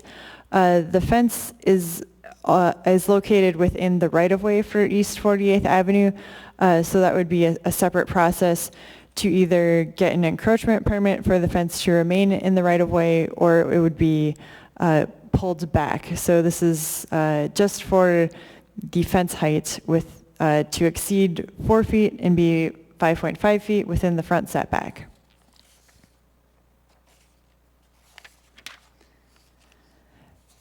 So that's a review of the background. Now I'm just going to go over the conditions of approval.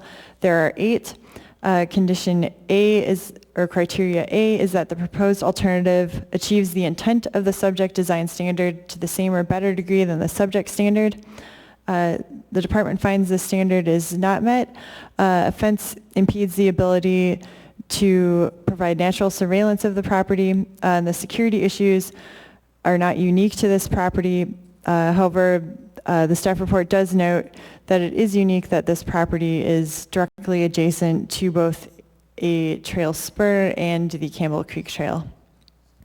Criteria B is that the proposed alternative achieves the goals and policies of the comprehensive plan to the same or better degree than the subject standard. This standard is partially met. The granting of this variance will not affect the land use classification of this parcel. However, the requested fence height does conflict with the overall intent of the comprehensive plan that encourages improving the street facade of residences and incorporating crime prevention through environmental design principles by providing natural surveillance of public spaces. Criteria C is that the alternative results in benefits to the community that are equivalent to or better than compliance with the subject standard. This standard is not met. The fence is within the right-of-way and encumbers a public space with a private fence. It also provides security to the property owners, but not necessarily to people using the trail. Criteria D, that the fence height will not adversely affect the use of adjacent property. This standard is met. The property across the street has a fence that looked to be a similar height on East 48th Avenue. This fence, however, is along a side property line, and within a side setback, a fence can be up to 6 feet in height. In the front, it has to be 4 feet. But since the side yard is across the street, it would not adversely affect the use of adjacent property or change the character of the neighborhood. This fence has also been in place since at least 2006. E is that if granted, the variance does not change the character of the zoning district, and it is in keeping with the intent of the code.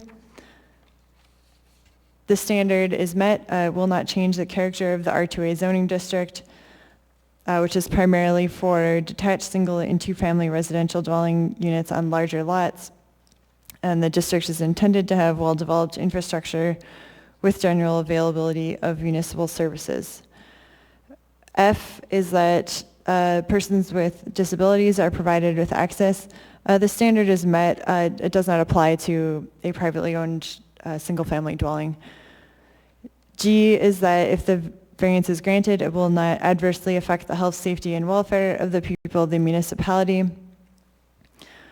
The standard is partially met. Traffic engineering did find that there is no impact of the higher fence on site distance or vehicle travel from the roadway.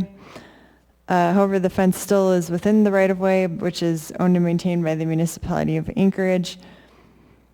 However, within the right-of-way, it would be resolved with an encroachment permit potentially. Criteria H is related to signs. This standard is met because the variance does not involve a sign.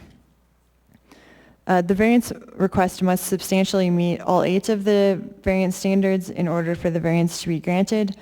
The department finds standards A and C are not met, and standard B and G are partially met, and standards D, E, F, and H are met. The department recommends denial of the variance. However, during this public hearing, the commission could find that all 8 approval criteria are met. If the commission does, then the approval should be subject to the following conditions. One is that the variance is to allow a 5.5-foot tall fence within the front setback of the north property boundary when only a 4-foot tall fence is allowed in code. 2, that the encroachment into the right-of-way for East 48th Avenue is resolved with right-of-way, or the fences be located outside of the right-of-way. 3, a notice of zoning action is filed with the State of Alaska District Recorder's Office. And 4, that the final as-built should show the completed garage addition and that East 48th Avenue is labeled correctly, and that if the fence encroachment is approved, that encroachment is also noted on the as-built as to how far the encroachment is into East 48th Avenue. That is the end of my staff report, and I'll note that the petitioners are in the audience tonight. Thank you. Are there any questions of staff? Seeing none, is there a petitioner here this evening that would like to come forward? Hello. Thank you so much for your patience this evening. I know that was, yes, thank you. That was the perfect word for it. Okay, before you get started, if you can state your name, spell it for the record, and then you have 10 minutes, and you can reserve any of that 10 minutes for rebuttal if you'd like. Oh, and I'm so sorry. Make sure that you hit the little, I think it's a face with raise, yes, thank you. You're on. My name is Lori Hulse, Lauriehulse.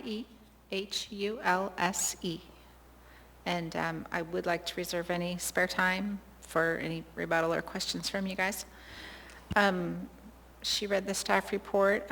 Yeah, this issue with the fence came up during our building permit process.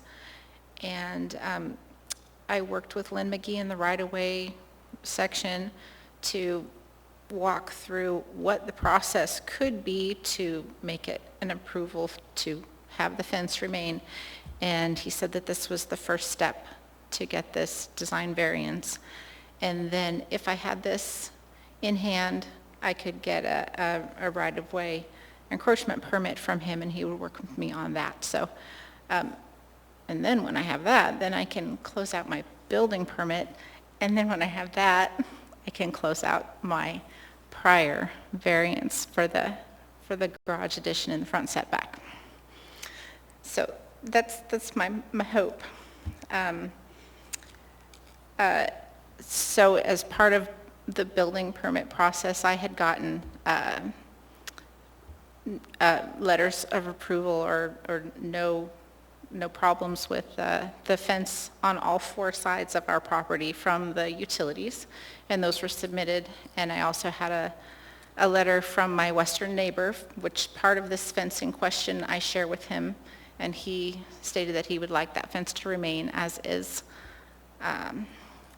We moved into that property in 2006, and as far as I know, that fence was there long before that, at least into the 90s. I think that there was photography that Lynn and I looked at from the 90s that fence was in that location. We have no intention to raise the fence or change its general character. It's a wooden fence, and on the south side, it's the type of wooden fence that has the lattice on the top. So visibility is pretty clear through that lattice for seeing passersby or animals or vehicles. So it does provide some vision for natural surveillance, or what you called it in the report. So we had originally applied for that setback variance with the other commission because we needed security for our property, because our property is unique, we feel, in zone R2A, because it has a trail on the north side, the trail spur on the south side, a trailhead, a small one basically at the toe of our driveway, and then the street on the south side as well. And we feel that if we remove the fence or reduce its height, that it's giving the impression of relaxing the security of the location, and that people may cut across the front of our property as they go from the spur onto the street, and that's not desired by us.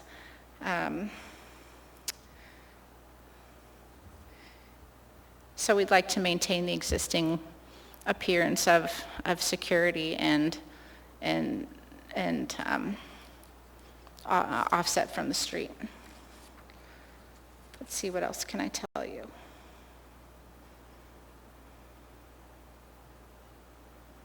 Yes, we have experienced theft from folks on the trail, both on the north side and on the south side. And this issue's on the south side, but the last thing that I had stolen was my license plate off my car a couple months ago. That wasn't very fun. So I don't know if you have any questions for me at this time. I think that the staff report included all of the major issues that I have at this time. Thank you. Are there any questions?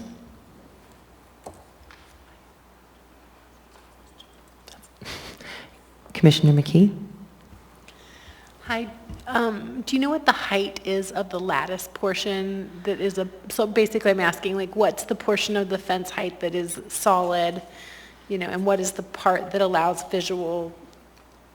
The overall fence height is those standard residential panels. I guess I didn't measure what the lattice height was, but I know that I think it's about a foot. Yeah, I think that if I had to reduce it to 4 feet, I would have to do more than just take off the lattice. I would have to take off more than that. Okay, thank you.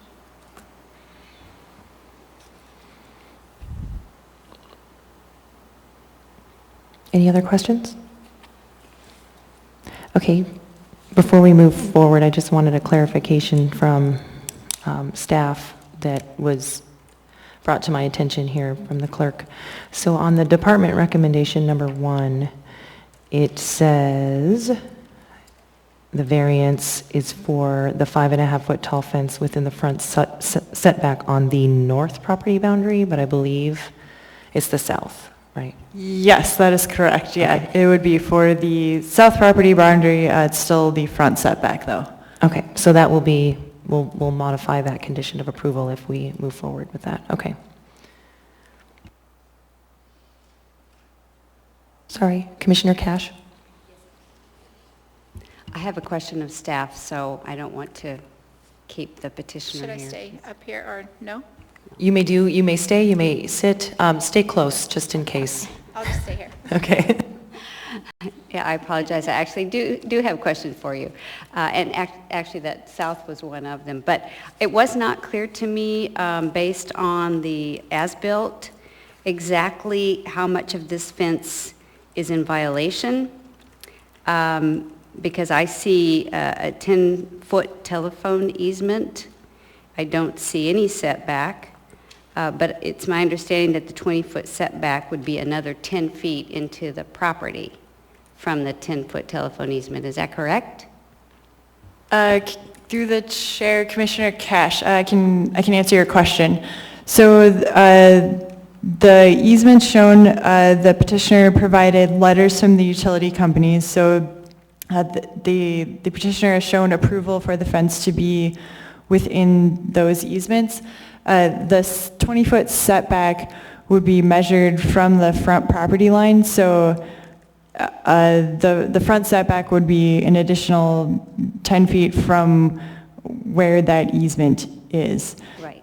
By code, a fence can be on your property line.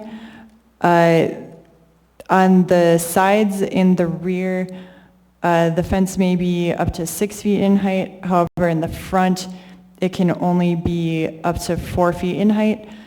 So the fence that's in violation is just for that front setback for it to be over the height. One of the conditions, if the commission approves this variance, is to resolve the encroachment. You can see the as-built shows the fence is within East 40th Avenue. So the applicant would have to work with right-of-way to either get a separate permit for the fence to remain in the right-of-way, or if that permit was not granted, then they would have to pull the fence back to be on their property line, but it could still be up to 5.5 feet in height if it was within the front setback. Okay. All right. And therefore, the sides, east and west sides are not affected, even though they're, well, if the front setback, those would go back too, but yes, they don't have to be 4 feet because it's within the setback, do they?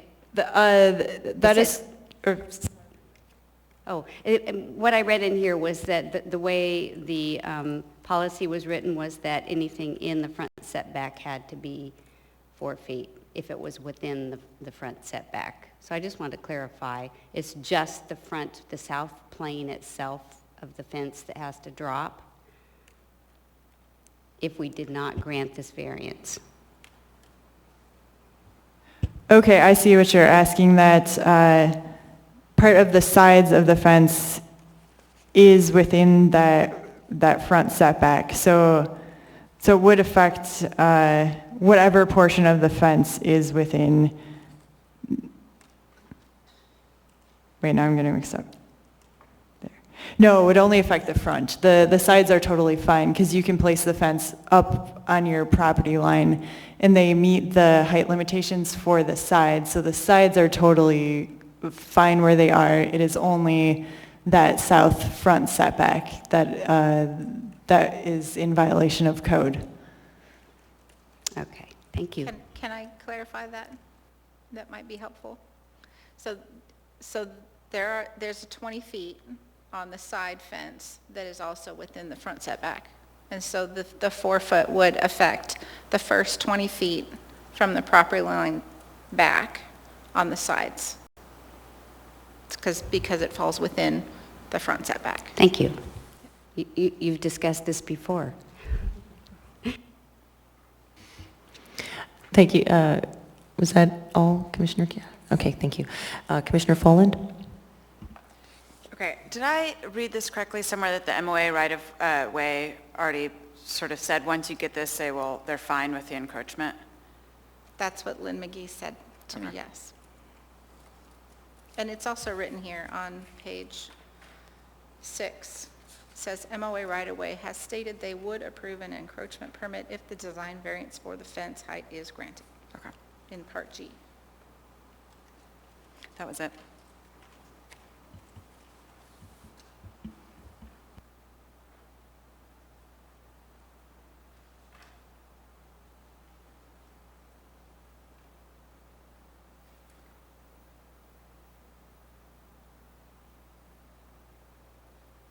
Couldn't find it. Found it. That reference. Is there anyone else who would like to ask the petitioner or the staff any questions? Commissioner McKee? Yeah, because the petitioner stated that the fence has been there for a very, significant amount of time, an unknown duration, is there a statute of limitations? Like if something, eminent domain or, like a fence that's been there for 20 years, is there a statute? Through the chair, Commissioner McKee, if the fence had been in place before code, then it would have grandfather rights. But this fence was put in place after the code limitation was in place for fence height, so that's why a variance is needed. Thank you for clarification.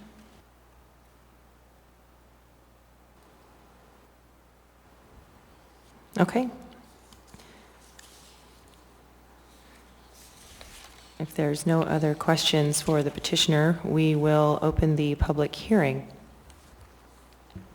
Madam Chair, there is no one to public testify. Thank you. Okay.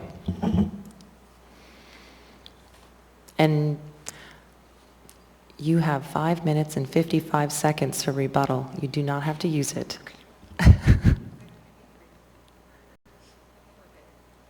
Okay, I think we're good. Okay, if there's no further discussion or questions, then we may move to a motion.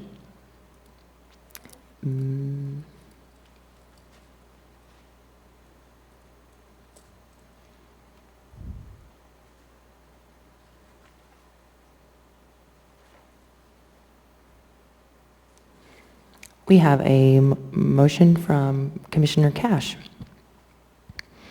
Commissioner Cash, would you please state the motion? You can read the screen.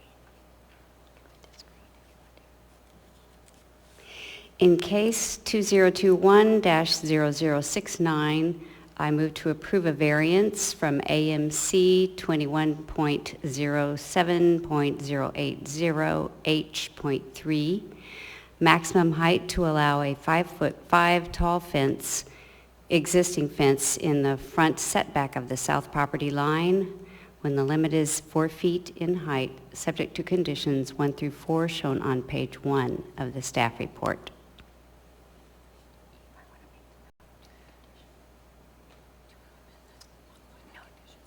What did I say wrong? Just in your main motion, because I have south on the main motion, just make a note that condition 4 goes for, you won't have south and then it should be. And modified to,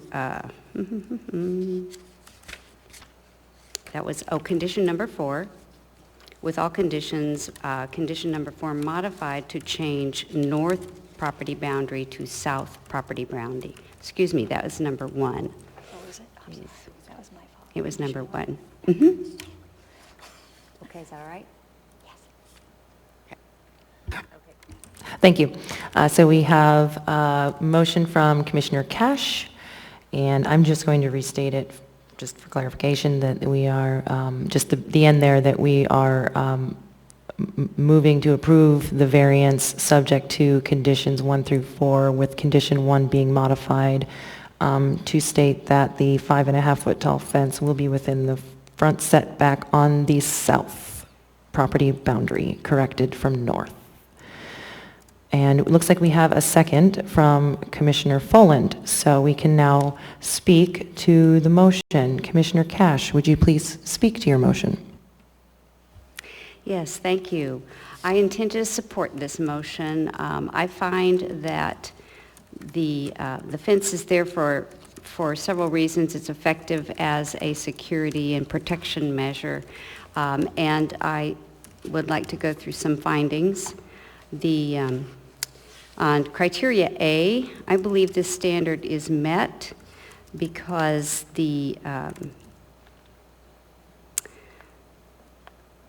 application, granting this fence variance will help impede views of their properties from passersby and help enhance the security along the trails. They especially have a unique situation because it's adjacent to the trail spur and the Campbell Creek Trail on the east side property boundary and the north rear property boundaries.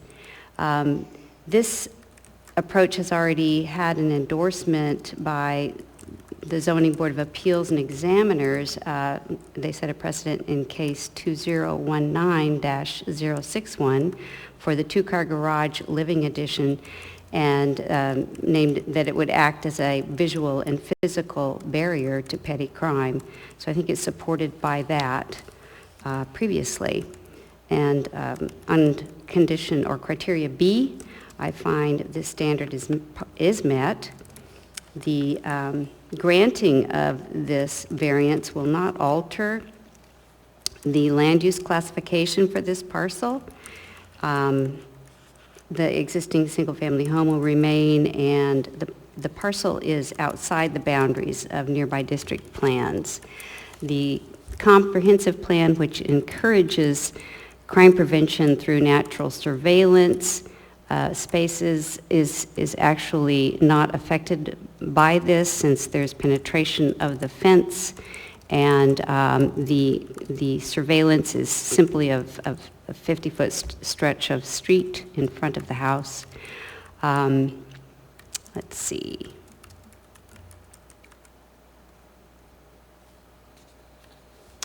If we took the made it into a 4-foot fence, the parcel I feel would be overexposed without any direct benefit to the community. Criteria C, I find the standard is met. Granting the proposed variance will not alter the benefit to the community. It will remain in an equivalent fashion. The constructed fence height does not affect the community benefits at all. Criteria D, I find the standard is met. The variance will not adversely affect the use of adjacent property. And criteria E, I find this standard is met. It will not change the character of the R2A zoning district, which is primarily detached single and two-family residential dwellings on larger lots with gross densities of 5 to 7 dwelling units per acre. This does not permit a principal or accessory use not otherwise permitted in this zoning district. Criteria F is met.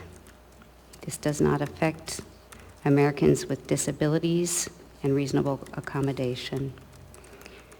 Criteria G is met. The fence location and height has no impact on site distance or vehicle traffic as cited by the MOA traffic engineering. And this variance also has support from the right-of-way. Let's see. And again, they will be applying for an encroachment permit if the variance is approved. Criteria H, the standard is met, there is no sign. Thank you. Commissioner Folland, do you care to speak to your second? No? Okay. If there's no further discussion, I think we'll be ready for a vote.